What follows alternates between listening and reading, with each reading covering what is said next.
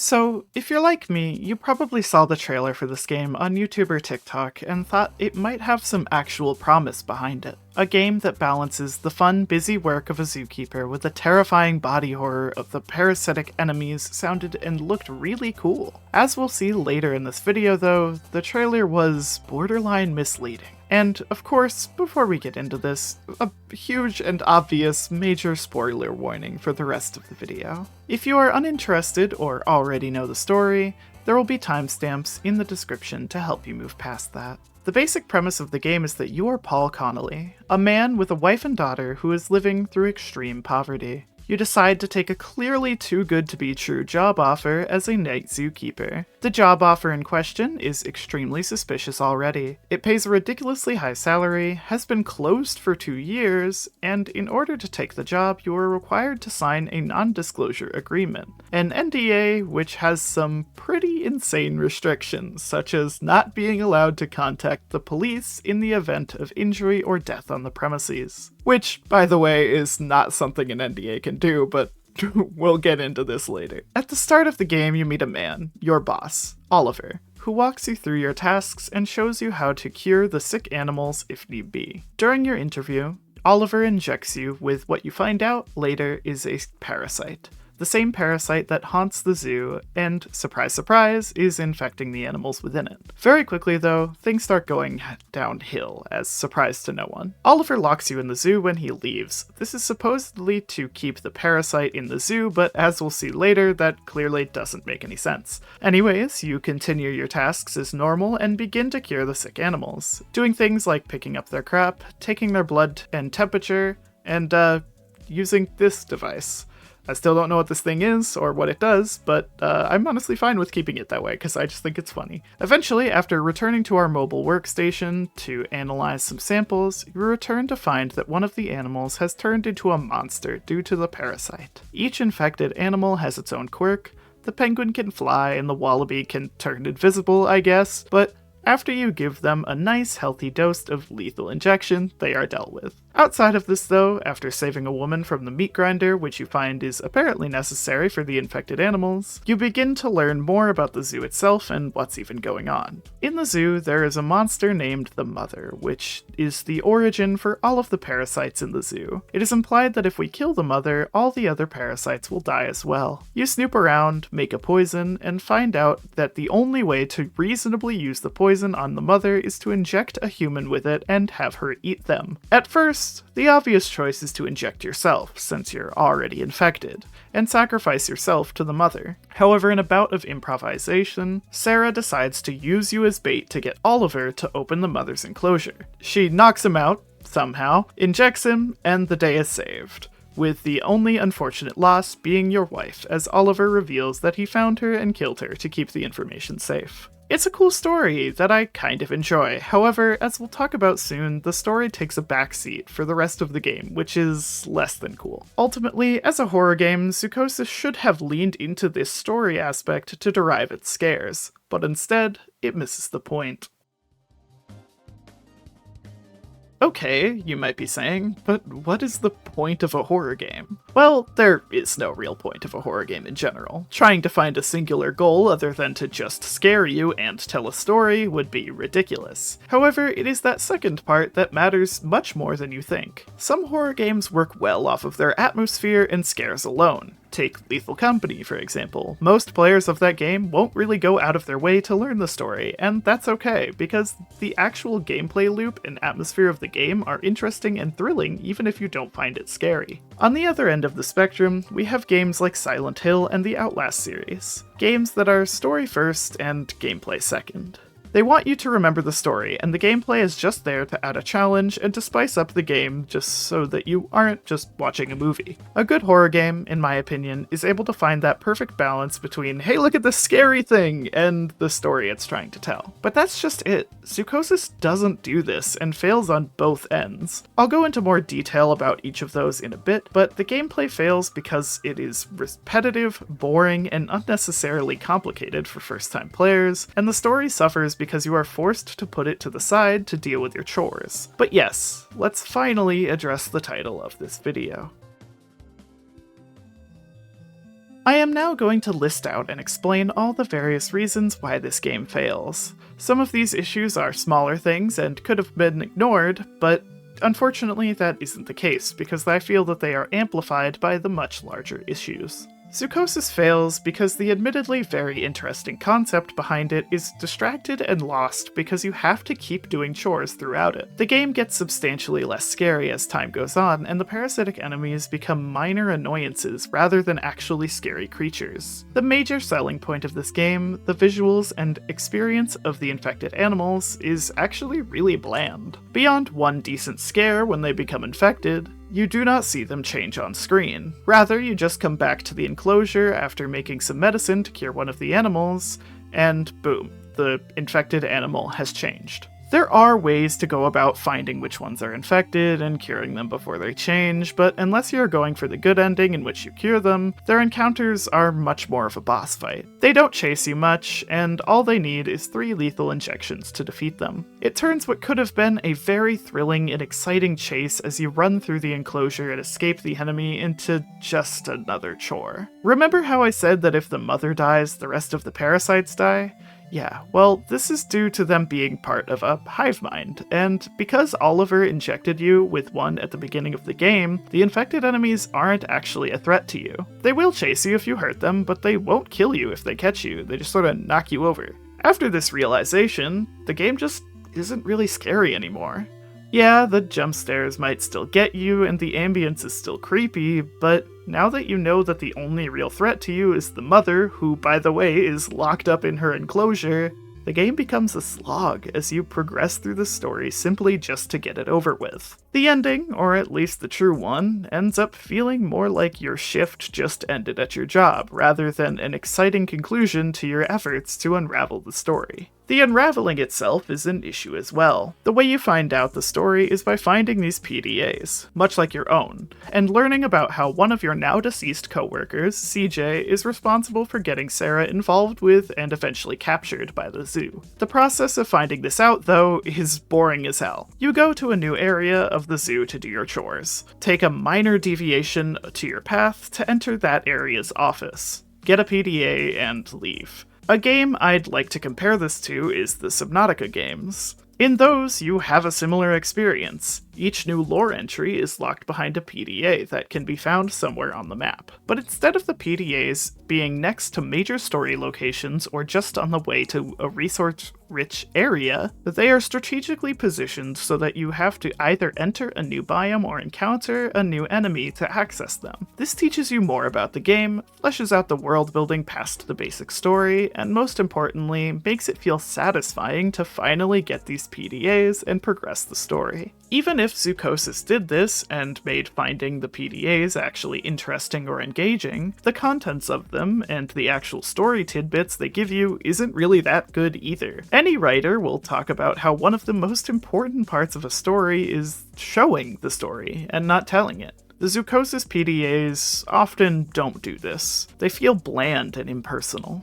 You can immediately tell that these were just put here to tell you what to do with very little thought behind who was actually writing these messages. They don't feel like real people wrote them. If more time were to be put into this very important part of the gameplay loop, it would have gone a long way in making the story outside of the cutscenes actually fun to explore. As for the scares the game has to offer, they also missed the mark. We already talked about how after you find out that the infected enemies aren't actually a threat to you as long as you're infected, and how that removes the thrill of encountering them, but the other scares of the game are also really disappointing. The first 2 scares I ran into in the game were incredibly poorly done. They feel so random and are just there to try and keep you on your toes, even if they don't ever seem to result in anything. The first one I ran into was this, just hilariously done instance of Oliver literally just appearing into existence in the doorway of the mobile workstation to scare you. Never mind, he's not on the trolley. Why are you so jumpy? Now you need to load the trolley into the train. Excuse me? What? What? Did he just pop into existence? What was the point of that scare? He's not... What? He didn't even, like, peer around the corner. There was no suspense there. I assumed he was just, like, around the corner or something, like, stepped aside out of my way. Why did he do that? It's so silly. And the second is the more iconic one, where a parasite attacks you in the office of the gorilla enclosure. Both of these are pathetic and useless. It sounds like I'm being harsh, but a jump scare should lead to something. A chase sequence, a story beat, anything. But after these scares happen, nothing happens. The parasite one in particular is worse for this. It's very strange because after the scare is over, Paul just throws the thing on the floor and it scurries away. We could have had it so that Paul killed the parasite by stepping on it or something, and then brought it back to the mobile workstation to study it. But instead, it just ends right there with no context. Paul doesn't even really react to the situation at all. As for the main selling point of the horror of the game, the body horror of the infected animals, honestly, is also a bit lame. Personally, body horror doesn't really get to me, or at least it does, but it's one of those types of horrors that falls off pretty quickly if nothing interesting is done with it. I will say that the designs of each infected enemy is really cool, but even then, after the first or second enemy you encounter, their scare factor really wears off. Yes, they each have their specific quirks, but, like, again, this results in their encounters just feeling like a boss fight with no horror in it, and also, again, no risk. The mother, in particular, is an enemy that I don't find scary at all. The other infected animals have the uncanny valley of being normal things turned into twisted abominations. The mother, on the other hand, is just a kind of scary creature, but in my opinion, it has way too much going on with it to genuinely be scary. And since we only encounter it in small jump scares and cutscenes, we don't even get to have the same experience with her as with the other infected animals. Suspense is what makes true horror, in my opinion. And this game fails at that, once you know how and when the animals will turn. It seems that the developers intended for there to be a sort of whodunit puzzle behind finding which animal is infected and how to cure them before they turn. This would have been interesting, and is why a lot of people compare this game to Phasmophobia, but even if you get the wrong animal or wrong medicine, you can still cure the animal after they turn with one of the medicines, or just kill them. There isn't much of a reward or punishment for your sleuthing, as after all you need the parasites for is the poison you make later. It just ends, kind of, and you move on. It's also very predictable, as the animal that turns will almost never be the red herring sick one, and it will always show itself after you return to the enclosure for the second time. The gameplay loop for the enclosure parts of the game is almost the same every time. You enter the animals section of the zoo, explore the office, enter the enclosure, start your chores, return to the mobile workstation, which, by the way, is named Katie, but they don't really mention that past when you first see it. You test the animal's feces and blood, you find out what's wrong with them, you make a cure, and then on the way back to the enclosure, literally every time, the infected animal breaks down the door and appears in the hallway. It is the same way every time, without fail. Just once I would have liked it to be so that the first time you enter an enclosure, there is already an infected enemy there, or something like that. If you're careful, you can fully prevent the enemies from turning. But again, there's no real punishment for not doing this. If anything, curing the animals removes that experience of getting to see the only really interesting part of this game, which is the infected animals. Now let's finally talk about the absolute worst part of this game, the chores.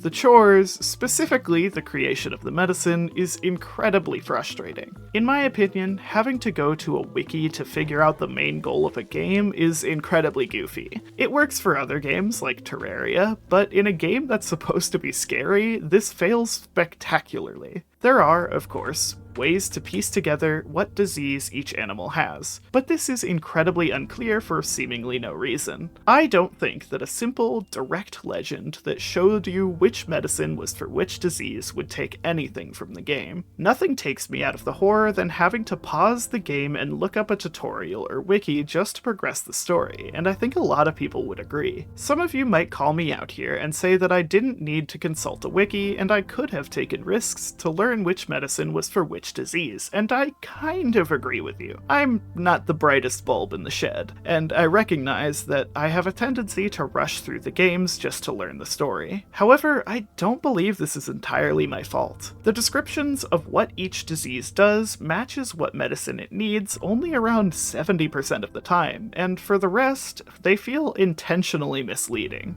Instead of feeling like a fun puzzle, this feels more like a way for the developers to force you into making a wrong decision and dealing with the consequences, rather than letting the player figure it out for themselves. In other words, it tries too hard to get you to make the wrong medicine by making their descriptions convoluted and misleading. This leads into my next point of how much this game tests your suspension of disbelief. I believe that even the best horror can twist the line of reason and logic to make their story more interesting, but Zoochosis does this way too much. The medicine not having a guide or legend to show you which disease it is specifically is silly and unrealistic. If the zoo didn't want any of their animals to die, they would have taken the extra time and care to ensure that none of them were injected with the wrong medicine. This would have been fine on its own, but it is not the only case of our suspension of disbelief being strained. No, the worst offender of that would be the main character's choices throughout the story. As we move throughout the game, the choices and behavior of really all of the characters are extremely unrealistic and strange. Starting at the beginning of the game, the job offer itself is extremely suspicious, and while I can understand being enticed by the $100,000 a year salary, it is crazy to think that anyone would actually take the job due to how weird this offer is. The NDA you have to sign is clearly ridiculous, and no NDA is ever legally binding enough to prevent you from taking action against things like workplace deaths or injury. Even though he has a very surly voice, Oliver can clearly not be trusted, even without hindsight, and not attempting to escape after he injected you with a parasite is ridiculous. Yes, the parasite is partly to keep you alive and safe from the infected animals, and partly to keep the parasite from escaping the zoo, but this really doesn't hold any weight. This is because we see the parasites running around the zoo, and there's no reason they wouldn't just leave on their own. At minimum, we should have at least tried to get Sarah out of the building to go find someone who could help, but that doesn't happen. I understand that Sarah is there to investigate the zoo and blow the whistle on its activities, but finding answers and killing the mother should have come after curing Paul and making a backup plan if things go awry. Any real person would immediately try to escape or at least contact the outside world once they found out about the mother. No amount of cuteness of the animals, or really money at all, is worth it if my own life is in danger. Instead of trying to contact the outside world for help and whistleblowing the situation, we continue our job and chores? Why? Some will say that it is because of the fact that Paul is infected and needs to find the cure, but after we do that, why bother with the rest of the animals? I recognize that it isn't an entirely reasonable thing to ask, because it obviously wouldn't make for an interesting story. Characters making bad decisions is a very helpful and useful plot device, and I'm not pretending like completely removing that would ever be an option. However, when bad decisions seem to be the only type of decisions the character makes, it just feels awful and restricting. The final major one I have to ask is that if the mother and the parasites won't hurt each other due to them being a hive mind, why doesn't Paul just inject the mother himself, since presumably he wouldn't be attacked by her as he did it? Why is the only way to poison her to feed a human with the poison in them? These things just aren't explained, and it kind of ruins the experience for me on top of everything else. And finally, the story is interesting, but a bit disappointing towards the end. According to the wiki, there are 23 endings for this game, which, in my opinion, is far too many. Games with tons of endings can be done well, but Zoochosis isn't. The ending I personally encountered was the bad ending, where you do not cure Paul in time and Sarah traps him in the bathroom where he eventually turns into one of the monsters himself. This ending was incredibly blunt and seemingly random. There were no real warnings that I needed to find a cure for the infection, or that curing it was even a thing I needed to work towards. It may be my fault for assuming this, but I thought that this would be like the Subnautica infection, where it doesn't actually kill you, and that curing it is the ending within itself. Instead, it just sort of happens out of nowhere, and boom, the game is over now. I might give this game a second chance to fully experience the story and most of its endings, but since that means I have to do more of the chores, I'm honestly not thrilled about that. So, is Zoochosis actually worth playing? Yeah, I guess. Just don't go into it expecting a transformational experience. The visuals are great, and while the animations can be a bit strange, especially the mouth animations, they're still impressive. Even if the chore sections are boring, the enclosures themselves are very well made, and do a good job at feeling realistic and unsettling at the same time. You really feel like you're not in a place you should be, and that you're intruding on another animal's home. The animals are adorable, and the attention to detail that goes into their particular disease is something I can't ignore. The fact that the hallways between the enclosures and Katie aren't safe is fun, if not a little obvious at first. But it does a decent job at making it so that whenever you enter a locked animation, you feel incredibly vulnerable. If it weren't for the fact that I found the infected animals will never be there on your first visit, the process of interacting with the terminal for the first time to open the door of a particular enclosure would have been pretty terrifying. Honestly, even after that, I still felt uncomfortable going to every locked animation that the game has out of fear that something might jump out, as I am stuck to the console or whatever I was interacting with. If you really enjoy puzzles and are more resilient than me when it comes to finding out which medicine is for which disease, you might like the game. Though I personally found the chores to be boring and repetitive. I will admit that it was satisfying to finally complete them. All I'm saying is that you shouldn't go into this game if you want a horror game that is primarily horror. The constant busy work will distract you, and if you think that is worth the $25 price tag, more power to you. Even if you don't love it, most endings will only take 2 to 3 hours to complete, so it isn't like this is going to take away part of your life or anything. Zoochosis is a game that, in my eyes, was full of promise. A game that we could have had a genuinely fun, interesting, and engaging time with. But instead, we got a game where you do chores with the occasional jump scare to keep you entertained. Ultimately, it just misses the point of how to be a real horror game, and both tries to do too many things at once while not doing enough of any of those things. Anyways, I do hope you enjoyed this video. I know that, for regular viewers of my content, this will be kind of a strange thing for me to post. I'm doing this project because I'm slowly getting burnt and bored out of Risk of Rain 2, and since I don't really consume Risk of Rain 2 content on YouTube, it's kind of hard to find an incentive to play the game that I only play for work. I love video essays, and I know that a lot of you guys like my voice, so if you want to see more of these, do let me know. If I do end up doing more video essays, I don't know if I'll do any more on horror games, as I find them particularly difficult to play, even if they're bad. But if the people demand it, I will supply.